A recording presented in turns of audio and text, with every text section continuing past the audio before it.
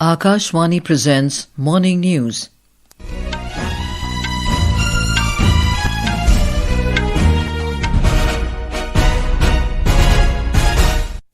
Good morning, I'm Anuja Kumar. The headlines. Prime Minister Narendra Modi to participate in a program marking a decade of the Startup India initiative in New Delhi today. Election Commission extends schedule for the ongoing SIR of electoral rolls in Goa, Lakshadweep, Rajasthan, Puducherry and West Bengal up to the 19th of this month. Indian Coast Guard intercepts Pakistani boat with 9 crew inside Indian waters in Arabian Sea. Indian Embassy in Tel Aviv issues advisory for Indian nationals to avoid non-essential travel to Israel. In sports, India beat USA by 6 wickets in ICC Men's Under-19 Cricket World Cup, and Lakshya Sen to face Lin Chun of Chinese Taipei in men's singles quarter-final of India Open Badminton Tournament today. And now the news in detail.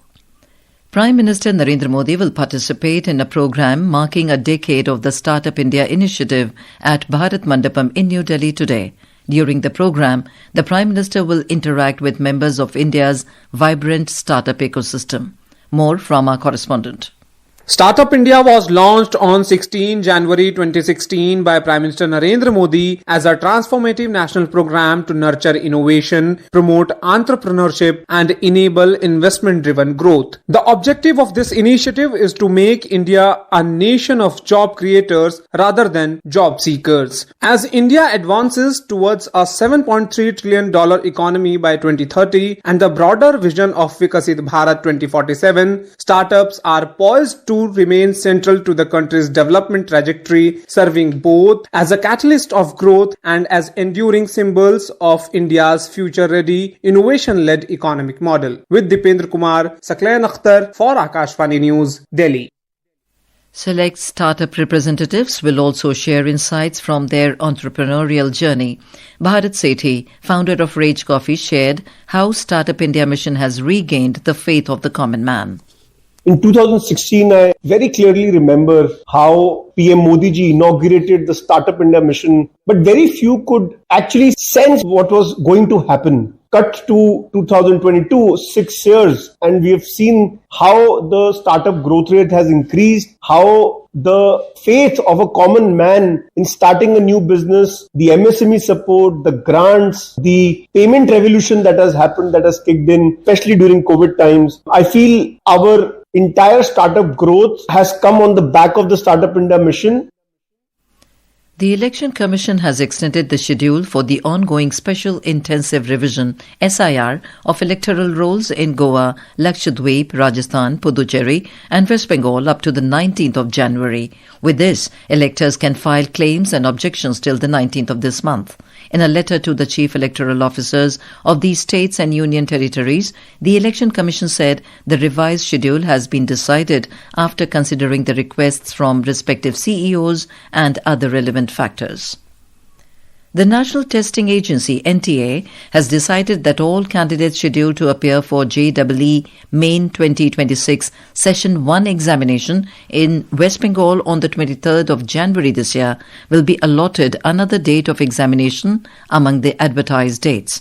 The decision was taken in view of the Saraswati Puja celebrations in the state on the 23rd of this month. NTA has advised candidates to email at jeeemain@nta.ac.in or call at 011 40759 000 for any query. Union Power Minister Manohar Lal has said that India has more than doubled its installed power generation capacity from 249 gigawatt in 2014 to over 510 gigawatt in 2025. Addressing the curtain raiser of the Bharat Electricity Summit 2026 in New Delhi, the minister said that India has entered a new era of energy abundance defined by reliability, accessibility and resilience. We have more than doubled our installed generation capacity since 2014. It was 249 gigawatt in March 2014, which was increased to 510 gigawatt in November 2025. India is now the third largest producer and consumer of electricity globally. All India peak demand of 250 gigawatt during solar hours in 2024 and 237 gigawatt during non-solar hours in 2025. The power shortage has come down from 4.2% in 2014 to nearly zero in 2025. The International Monetary Fund (IMF) has said that India is a major growth engine for the global economy. The IMF noted that India's economic growth in the third quarter was stronger than expected. Addressing a press conference, Director of the IMF's Communications Department, Julie Kozak, said India's growth remains robust and is largely driven by strong domestic consumption. India is a key growth engine for the world. India's growth in 2025, when we did our Article 4 staff report, we had estimated growth for fiscal year 25-26 at 6.6%. Third quarter growth in India came out stronger than expected. The IMF had earlier projected India's growth at 6.6% for the 2025-26 fiscal year. Indian Coast Guard has intercepted a Pakistani fishing boat with 9 crew inside Indian waters near the International Maritime Boundary Line in the Arabian Sea. According to the Indian Coast Guard, the Pakistani boat named Al Madina was sighted by an ICG ship on Wednesday. On being challenged, the boat attempted to flee towards Pakistan side. However, the ICG ship intercepted and boarded the boat in Indian waters, and a total of 9 crew were found in the Pakistani boat. The boat was then towed to Porbandar port by the ICG ship for a thorough rummaging and joint interrogation by the concerned agencies. In Jammu and Kashmir, the police have attached the immovable property of a Pakistan-based terror handler in Poonch district. The action followed court directions in connection with a case registered at Mandi police station. The attached property consists of 10 canal and 14 marlas of land in Mandi Tehsil with an estimated value of 22.05 lakh rupees. The land belongs to Abdul Aziz, a resident of Chamber Kanari, who is currently operating as a terror handler in Pakistan. The official said the accused had earlier exfiltrated to Pakistan and POK. Since then, he has been involved in activities inimical to the security and sovereignty of India. Counting of votes for 29 municipal corporations across Maharashtra, including Brihan Mumbai Municipal Corporation, will be held today. The counting process will begin at 10 a.m. A total of 15,931 candidates are in fray. This is Akashvani giving you the news. For quick news updates round the clock, follow us on our X handle at AIR News Alerts. And for details of these stories and more, log on to our website www.newsonair.gov.in and download the News on AIR app. Embassy of India in Tel Aviv has advised Indian nationals to avoid all non-essential travel to Israel in view of the prevailing situation in the region. Moreover, the embassy also advised all Indian nationals currently in Israel to remain vigilant and strictly adhere to the safety guidelines and protocols issued by the Israeli authorities and the Home Front Command. In case of any emergency, Indian nationals can contact the Indian Embassy's 24/7 helpline numbers +972 54 7520 711 and +972 54 327 8392, or they can also email at cons1.telaviv@mea.gov.in. The United Nations Security Council, or UNSC, held an emergency meeting in New York last night amid escalating concern that thousands of people have been killed in Iran's nationwide protests. The meeting was called by the United States to address the crisis. During the meeting, Assistant Secretary General of UN Martha Pobi described the situation in Iran as fluid and deeply concerning and said that all efforts must be undertaken to prevent any further deterioration. U.S. President Donald Trump met Venezuelan opposition leader Maria Corina Machado at the White House in Washington, D.C. today. During the meeting, Machado presented her Nobel Peace Prize to the U.S. President. In a social media post, Mr. Trump praised Maria Corina Machado as a wonderful woman and called her act of presenting the Nobel Peace Prize as a wonderful gesture. On meeting the U.S. President, Maria Corina Machado said that both the countries are ready to move forward quickly to achieve a transition to democracy.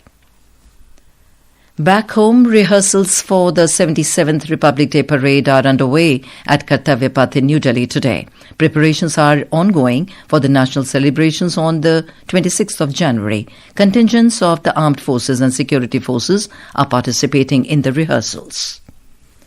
The Ministry of Minority Affairs has issued an advisory after receiving representations from Hajj pilgrims and other stakeholders seeking additional time to complete codal formalities.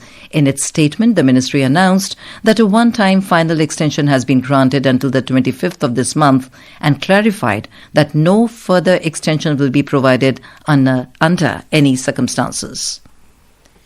The India Meteorological Department, or IMD, has issued an orange colour warning for dense to very dense fog conditions over Delhi, Haryana, Chandigarh, Punjab, Uttarakhand and Uttar Pradesh today. The Met Department has also predicted dense fog at isolated places over Assam, Meghalaya, Bihar, Himachal Pradesh and Jammu and Kashmir.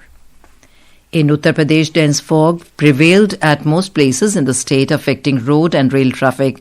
Due to cold wave and chilly conditions, in many districts, schools will remain closed today and tomorrow. A report.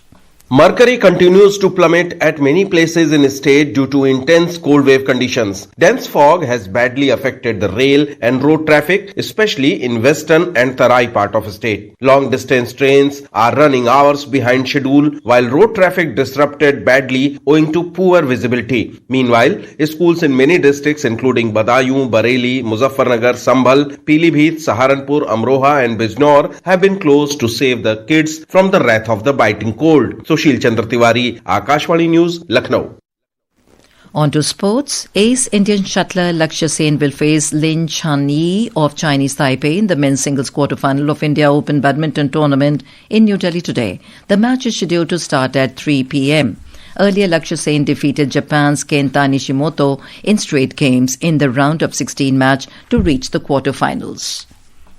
In the ICC Men's Under-19 Cricket World Cup 2026, India beat USA by 6 wickets using DLS method in the opening match of the tournament in Zimbabwe yesterday. Put into bat first, the USA were bowled out for just 107 runs in 35.2 overs. And in Women's Premier League cricket, UP Warriors registered a comfortable 7-wicket win over Mumbai Indians in Navi Mumbai last night. And now, for a look at today's newspapers, it's over to Subhadra Ramachandran. Thank you, Anuja. The dailies have taken notice of Prime Minister Modi's call on the Global South to shape a new world order in the inaugural session of Conference of Speakers and Presiding Officers of Commonwealth. With Iran temporarily closing its airspace to commercial flights and tension mounting in West Asia, India prepares to pull out its nationals from Iran, first batch ready, reports the Indian Express. The European Commission and European Union presidents are all set to be the Republic Day guests this year and attend the India-EU summit. The Pioneer writes, India-EU close to sealing trade deal before January 26. Financial Express, quoting the Commerce Secretary, writes, US deal very close. Talks between India and US had never broken down. And finally, Bareilly's centuries-old Alaknath Shiv temple is recasting the city from a riot-scarred trading town to UP's newest Hindu pilgrimage hub. The Times of India headline says, Bareilly rivals Goa in visitors. And with that, it's back to you, Anuja. Thank you, Subhadra. And now, before we end the bulletin, the headlines once again. Prime Minister Narendra Modi to participate in a program marking a decade of the Startup India initiative in New Delhi today. Election Commission extends schedule for the ongoing SIR of electoral rolls in Goa, Lakshadweep, Rajasthan, Puducherry and West Bengal up to the 19th of this month. Indian Coast Guard intercepts Pakistani boat with 9 crew inside Indian waters in Arabian Sea. Indian Embassy in Tel Aviv issues advisory for Indian nationals to avoid non-essential travel to Israel. In sports, India beat USA by 6 wickets in ICC Men's Under-19 Cricket World Cup, and Lakshya Sen to face Lin Chun of Chinese Taipei in men's singles quarter-final of India Open Badminton Tournament today. And with that, we end the morning news. Have a nice day.